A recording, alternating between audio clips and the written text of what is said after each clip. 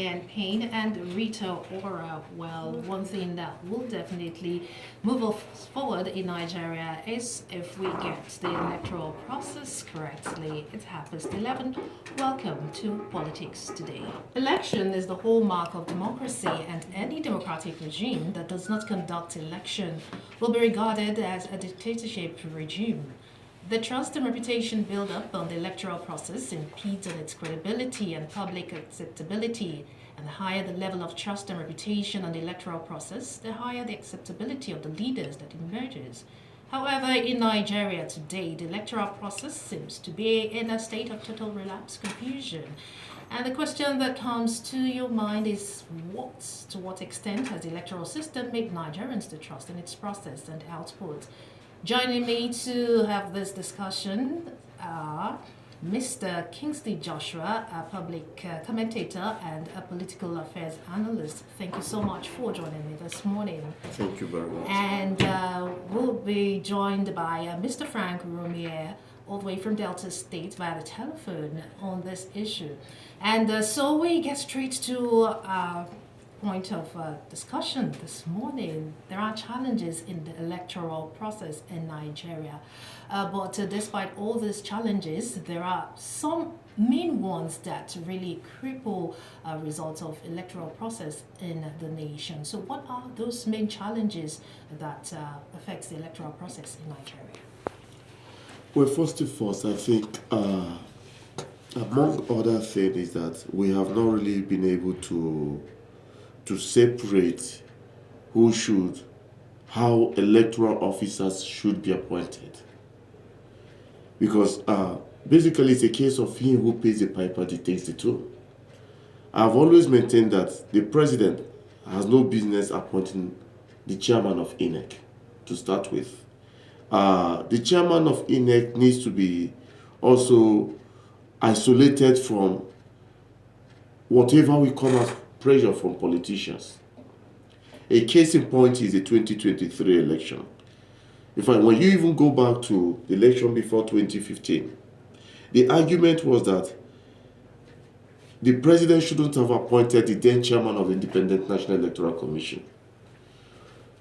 Well, in the case of Goodluck Jonathan, he ensured there wasn't pressure from his office on the chairman of INEC as at that point. He ensured that did not happen. But that also did not insulate INEC from pressures from politicians. So it's like having a case where the president is expected to appoint, or the president appoints the Minister of Justice or the Chief Justice of the Federation and the head of the Supreme Court, and then you expect in return that the Chief Justice of the Federation, when the matter borders on the president, should be impartial. In my mind, it doesn't work that way. So if the Chief Justice of the Federation needs to be appointed, he should be appointed through a process that doesn't have to do with the president validating his appointment. In the same vein, the chairman of INEC and even critical electoral officers from INEC, from state electoral commissions, shouldn't be appointed by the president, shouldn't be appointed by the governors themselves. In the case of the local government, the officers that should regulate local government elections, that should supervise it, should also be independent of politicians and pressures from them. Because in this part of the world, politicians are interested in winning election. And we have seen it played out that it is the end that justifies the means for them. So the first step towards having a credible electoral system is to ensure that the players, the supervisors in the electoral body must be as independent as you possibly can get. That is the start of the conversation. If that was done in 2023 election, the beautiful electoral law that was passed by the National Assembly prior to that election, especially that has to do with the electronic transmission of results, would have ended up boosting the confidence of Nigerians in the electoral system. But we don't need a prophet telling us. We are all in this. Many of us were in this country when that election was conducted. We saw all that played out. If we are able to get this right, then the voting, the polling habits of electorates will now begin to determine what our electoral results are, no longer the courts. Because as it stands right now, Nigerians do not vote, do not determine who becomes their leaders. The courts do the determination. So that for me is the first step in the entire conversation. Okay, so are you now saying some electoral laws are to be amended to tackle this issue? Obviously, they have to be amended. Amendment of electoral laws are a continuous process. Amendment of laws generally is a continuous process. The reason being that as new realities evolve, there is a need to amend to suit these new realities. Before the advent of the internet, of course, the reliance was on physical materials to enhance election. But when the internet came in and we realized the possibility of having to conduct election through the internet, use it with the help of the internet, the entire process has to be amended to suit that reality. And I'm looking forward to a situation in which the Electoral Act 2022 as amended will further be amended to give room to enhance diaspora voting. So the amendment is a continuous process, just as the Constitution is a continuous process. The issue now is, will the politicians be willing to see that aspect of the law that should take away the powers and influence of the president or the state governor from appointing who is the head of INEC at the national level or INEC at the state level? Will politicians be willing to allow that to happen? Okay, we'll come back to you as Mr. Frank Uromie has joined us via the telephone. He's a political affairs analyst. Good morning, sir. Thank you so much for joining us.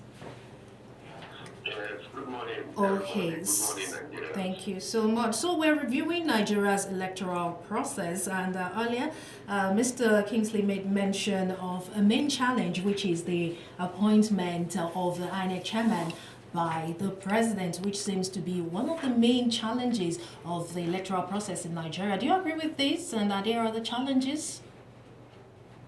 Well, that may just be part of the challenge that our electoral system has. But I think the real challenge is the reformation of the politicians themselves that operate the law, the law that have been put in place. Why am I saying that? You see, the truth of the matter is that there's no better to the law anywhere. It is only men and women of goodwill that will operate a system to make that system work perfectly for the good of everybody. You see, it's not my language to use, but in the third world, most politicians, they are not, they are not really educated to the extent that they will work for their people, or they allow the system to work so that the best of our people come to operate in the political arena. But however, this does not mean to say that we don't need some reforms. One of the reforms that I think we really need is to engage like my colleague is saying now, that we need to engage the electoral device of voting. You see, in Nigeria, to do an election is so expensive that you will not believe it. How can it be that we want to do election, the whole country will be shut down, the state will be shut down, economic activities will be shut down? That is a great loss. Not to talk of the money that we put in to put policemen all over the place, SS all over the place, DSS all over the place. If everybody votes from his house, everybody, after voting, you can go to your work, to go and engage in economic activities that will better the lives of the people or make the country improve. Yeah. One of the areas also that I think this current Senate and the Federal House of Assembly should look into is the area of independent by virtually all the houses of the National Assembly that we see. Because if we have independent candidates, I'm telling you, some of these politicians that are in this house, they will not be there. Because some people are so influential to the extent that they can win House of Reps or a senatorial election. We don't need to be attached to any political party. But our law now says that we must belong to a political party to be able to contest. I'm not sure that's good enough. Let us be free of the electoral system to the extent that individuals that have the goodwill of the people will be elected. Because it is now, you confine people to a political party, and if the political party does not give you the ticket, you cannot contest the election. And I'm not sure it is good. We should change, the 10th assembly, if they are hearing me, they should please think about this and make it right for Nigerians so that we will get quality representatives more in the electoral system. That is part of what I think I want to say. Okay, there's also been allegations that state governors have pocketed state independent electoral commission. So what areas of the electoral laws need to be amended to tackle this issue? Well, the truth of the matter is that, like I said in my opening remarks, you see, the reform that we need to do is to reform the politicians that operate the system. You see, the governors are part of the challenge that Nigeria has in this country, honestly.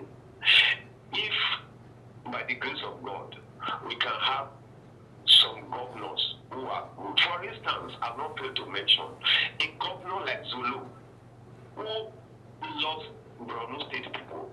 In fact, if some of us can exchange the governor, we would have given our governor to Borno State people so that we take Zulu to become our state governor. Imagine if that kind of person, you speak to that kind of person that we need to do this in the electoral reform and it will be good. He will buy into it because he is a man that understands that the welfare of the people supersedes their own personal welfare. I think it's to speak to the governors that they should allow Nigeria move forward. They can hear, some of them may be listening or they will listen later. They should allow this country move forward. It is not because of them that Nigeria was created. And the truth of the matter is that they should understand that at best they are going to, for instance, we know that when President Obasanjo was in power, you see how influential and powerful he is. But today now, he is no longer that influential and powerful. One day you will live as governor, and you will not be so influential and powerful again. Why don't you allow the system to run perfectly to bring good for your children and other people's children in Nigeria, so that Nigeria can take our place in the Committee of Nations? Because we are not taking our place in the Committee of Nations. And these are there's just few sets of people, like the governors. Some of the governors, not all of the governors, they have joined us, because some of them really adhere to what the National Assembly did, part, the 9th Assembly, that the judiciary should be independent, that the houses of assembly should be independent. But even some of the houses of assembly, they voted against themselves that they don't want to be independent. It's a sorry sight, and it's a sorry thing that happens to politicians. I have to tell you that their minds need to be reformed, not our laws, most likely. Thank you very much. All right, thank you very much, Mr. Frank Uromie. We'll still get back to you later in the conversation. And so we've been talking about the electoral process, and earlier we talked about governors having a lot of powers, and maybe they should be stripped of this control over INEC officials. Do you also see this tackling a lot of electoral challenges as regards election matters? I think that at the root of the problems we face as a people is the bastardization of the economy. So much so that hunger is rife. There is the struggle, the grace to see how to make ends meet. I was talking about the extent of hunger in the system. There has been a deliberate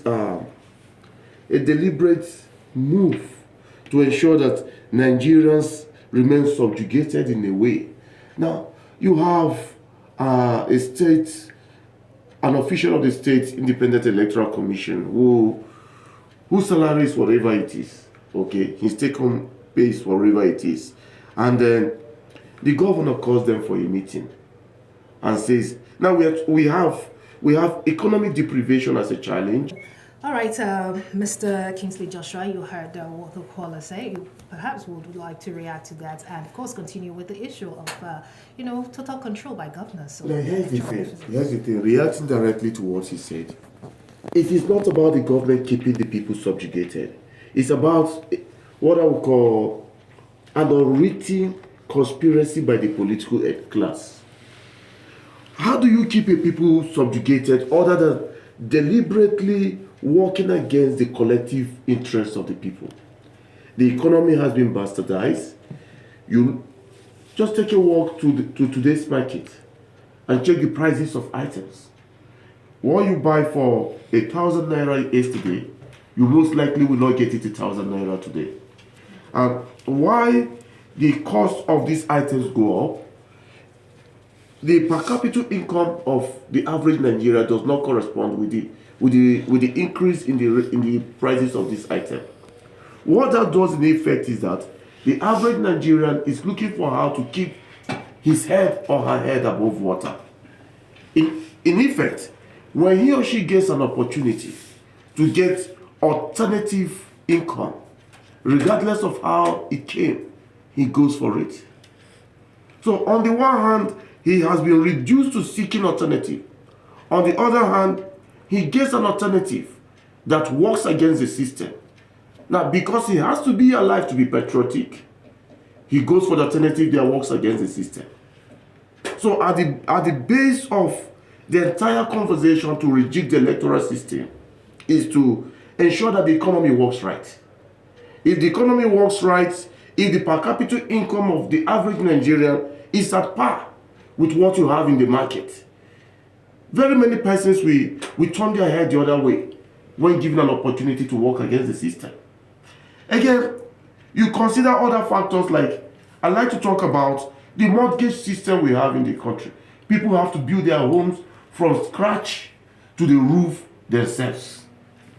Now, when they have the opportunity to do that, when they are compelled to do that, what they look for is an opportunity to do that.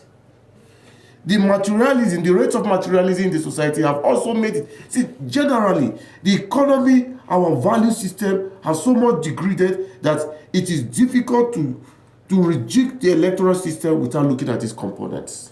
All right, we'll have another caller on the line. Hello? Hello?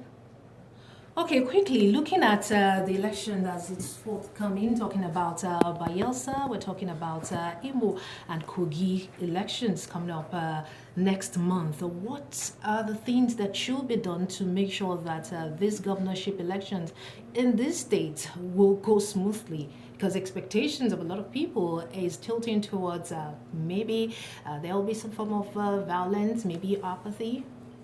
Yes, we'll take for instance Kogi. And then you look at Imo. Good enough, Bayelsa has not shared the same syndrome with Kogi and Imo State. When you talk about electoral violence, yes, there's little you can do about it. It now has to do with the character of the political elements in these areas. For instance, in Kogi, see what we've been having in Kogi.